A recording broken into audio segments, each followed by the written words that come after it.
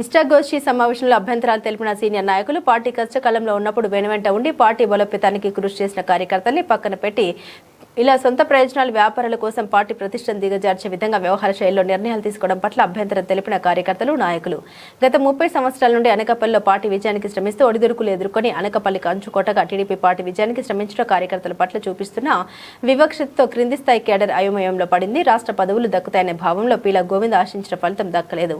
మొన్న ప్రకటించిన రాష్ట్ర పదవులో మహిళా అధ్యక్షురాలు కొనతల రత్నకుమారికి టీడీపీ రాష్ట్ర కార్యదర్శిగా అవకాశం ప్రభుత్వం కల్పించడంతో పీలా మరింతగా నిరాశ వ్యవహార శైలిలో ఉన్నారు. ఈరోజు మన ఇష్టాగోష్ఠి కార్యక్రమం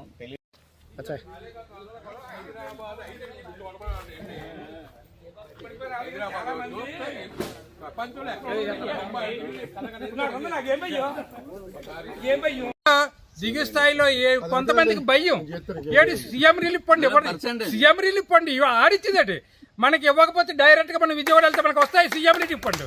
ఈ చంద్రబాబు నాయుడు ఎవరి కావాలో ఇస్తున్నాడు. దానికి బ్లాక్ మెయిల్ ఏం లేదు, ఎవడో బ్లాక్ మెయిల్ చేసే పరిస్థితి కూడా లేదు. మనకు అందరికీ కూడా ఏమొస్తుంది, వీళ్ళ పార్టీ మనుగడ బాగోవాలా, రేపు పొద్దున్న ఎలక్షన్లో మనం గెలాలా. అంతేగాని ఇక్కడ ఏమొచ్చి పీలా గోవింద్ ఇక్కడ ఉంటాడంటే ఇన్ఛార్జి మనకు బొక్క ఏడిది ఇన్ఛార్జి పని ఏంటి ఉంది. మన అందరినీ కలుపుకొని డ్యూటీ చేయకపోతే ఇన్ఛార్జి ఉండేందుకు లేకపోతుంది. ఇప్పుడు నీకు పరిస్థితి ఏంటనుకున్నారు, ఇక్కడ ఇన్ఛార్జిగా ఉండడం వల్ల మీకు కొన్ని విషయాలు మీకు చెప్తాను చూడండి. మనకి ఎంత దారుణంగా ఇక్కడ వ్యవహారాలు చేస్తున్నాడంటే, మన అనకాపల్లి నియోజకవర్గంలో 2 మండలాలు ఉన్నాయి. ఈ 2 మండలాలు వైసీపీఏ మండల ప్రెసిడెంట్. మన పక్కనే పెందుర్తి, సబ్బవరం, తర్వాత ఏమొచ్చి ఈ పక్కన మునగపాక 3 మండలాలు ఉన్నాయి. ఈ ఒక పెందుర్తి మండలంలో 9 మంది 11 మంది 12 మంది అందరూ ఉన్నారు. అంటే వైసీపీలు ఎంపీపీలు. అక్కడ అవిశ్వాస తీర్మానం పెట్టేసేసి అక్కడ ఉన్నటువంటి ఎంపీపీని దించేసి మన తెలుగుదేశం వాళ్ళు ఎంపీపీ అయిపోయారు అక్కడ. తర్వాత సబ్బవరంలో వైసీపీ వాళ్ళు 8 ఎంపీటీసీలు ఉన్నారు, తెలుగుదేశంలో ఒకే ఎంపీటీసీ ఉంది. అక్కడ ఎంపీపీని దించేసి మన టీడీపీ వాళ్ళు ఏమొచ్చి ఒక్క ఎంపీటీసీ వాళ్ళు ఎంపీపీ అయిపోయారు అక్కడ. అలాగే మన మునగపాకలో కూడా అదే పరిస్థితి, వైసీపీ ఎంపీపీ దించేసి అక్కడ టీడీపీ ఎంపీపీ అయిపోయారు. అలాగే జీవీఎంసీలో అక్కడ మెజార్టీ తోటి గెలిచారు అక్కడ వైసీపీ వాళ్ళు. అక్కడ మన తక్కువ. అక్కడ ఏం చేశారు, అవిశ్వాస తీర్మానం పెట్టారు. అవిశ్వాస తీర్మానం పెట్టి మరి పీలా గోవింద్ గారి తమ్ముడు శ్రీనివాస్ని వచ్చి మేయర్ని చేశారు అక్కడ.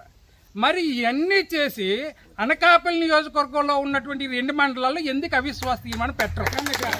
ఎంచేత ఇక్కడ ఏంటంటే మీకు మన బాధ అంతా ఏంటంటే, మనం వైసీపీలతో మాట్లాడడం, వైసీపీలతో మన టచ్లో ఉండడం, వాళ్ళ బాధ వాళ్ళది, మన బాధ మంది. వీళ్ళు ఏం చేస్తారు అనుకున్నారు, వైసీపీలతో వాళ్ళతో లోపాయికారి మంత్రాలు, వీళ్ళ లోపాయికారి మంత్రాలు. మళ్ళీ ఆ వైసీపీ గ్రాంట్లు పెడితే ఇక్కడ ఆపేస్తారు. లేదా వైసీపీ చేసి మనం చేయడం ఏంటి? మరి అంత దమ్ముండోళ్ళు అయితే అక్కడ అవిశ్వాస తీర్మానం పెట్టి తీసామనుకోండి, మనకు వస్తుంది కదా పదవి. ఇవాళ మనకి ఇక్కడ ఉన్నారు ఎంపీటీసీలు. ఇటువంటి కొన్ని నడుస్తున్నాయి.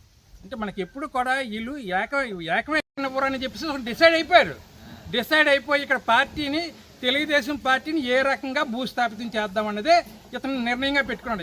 మీరు ఆలోచించండి, ఏ యాంగిల్లో చూసుకున్నా మీకు అదే కనబడుతుంది. మరి గతంలో మీటింగ్లు పెట్టేవాడు, అన్నీ చేసేవాడు. ఈవేళ ఎక్కడ జరుగుతుందా?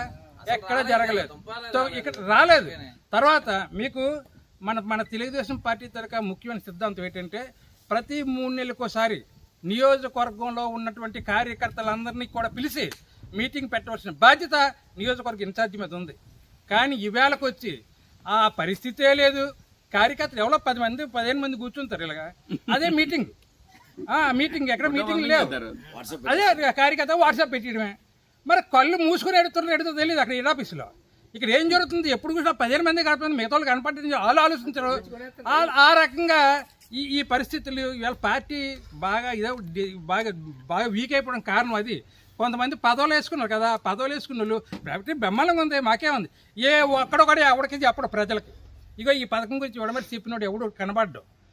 ఇలాగా పార్టీ డ్యామేజ్ అయింది. అదే దాన్ని మనం తట్టుకోలేకపోతుంటారు. ఇప్పుడు పార్టీ సీనియర్ కార్యకర్తలు పార్టీ డ్యామేజ్ అయితే తట్టుకోలేకపోతున్నారు. వీళ్ళందరూ కూడా ఇదేంటి ఇలాగ ఉంది, అందరూ తిడుతున్నారు. తిట్టిందేమో తట్టుకోకపోవడం వల్ల వీళ్ళందరూ మనతో చెప్పడం జరిగింది. దాని మీద ఏదేమైనా రేపు లోకల్ బాడీస్లో ఏది ఏవైనా మన పీకపోయినా మన తెలుగుదేశం పార్టీ గెలాలి తప్ప వైసీపీకి అవకాశాలు ఇవ్వకూడదు. అవసరమైతే పోరాటం చేద్దాం నాయకుడితోటి. మనం ఏమొచ్చి ఇచ్చేయడం కదా, వెళ్తాం చంద్రబాబు దగ్గరికి వెళ్దాం, లోకేష్ దగ్గరికి వెళ్దాం, మేము తెలియదు ఈ రకంగా జరుగుతుంది, మీరు ఇమ్మీడియట్గా మార్చి చేయకపోతే మాత్రం అవ్వదు అని చెప్తాం. అప్పుడు చేయలేదు అనుకోండి, మీకు ఒకటే, ఈ పార్టీలో వ్యక్తుల ప్రమాణం కాదు, ఈ పార్టీయే ముఖ్యం అని చెప్తున్నారు. మరి ఆ వ్యక్తే కావాలని అనుకోండి, అప్పుడు పార్టీ మొడకుడిసిపోద్ది. ఇక్కడ పరిస్థితి అది. మన ఆ రకంగా వెళ్ళినప్పుడు ఈ రకమైన పద్ధతులు ఉంటాయి. మనం చెప్పినా ఆలకించలేనప్పుడు పరిస్థితి అంత దారుణంగా ఉంటాయి. కాబట్టి ఇవన్నీ మనం ఆలోచన చేసుకోవాలా. అవసరమైతే మరలా ఒక రోజు కూర్చుందాం, మొత్తం నియోజకవర్గం అంతా కూడా కూర్చొని అవసరమైతే 3, 4 బస్సులు వేసుకుని విజయవాడ పోదాం. ఇంక అందులో తిరగలేదు. ఇంకేదంటే మనం ఒక స్టెప్ వేసామంటే వెనకడుగు వేసే ప్రసక్తి లేదు. ఇదంతా ఏదో తెలియాలి, కొంతమంది తెలియదు. ఈవేళ మీకు చెప్తున్నాను, కొంతమంది ఇవాళ మీటింగ్ పెట్టుకున్నాం అంటే ఆ మీటింగ్కి వెళ్ళకండ్రా, ఈ దొంగలు ఎక్కువ, వీళ్ళు ఎక్కువ. ఎంచేదంటే నువ్వు కాదు, నీ జేజమ్మ దిగి వచ్చిన ఈవేళ నువ్వు వాయిస్ ఆపి ప్రసక్తి లేదు. నువ్వు మీటింగ్ రాకుండా చేయగలవు కదా, నువ్వు మంచోడు అనిపించుకోలేవు కదా.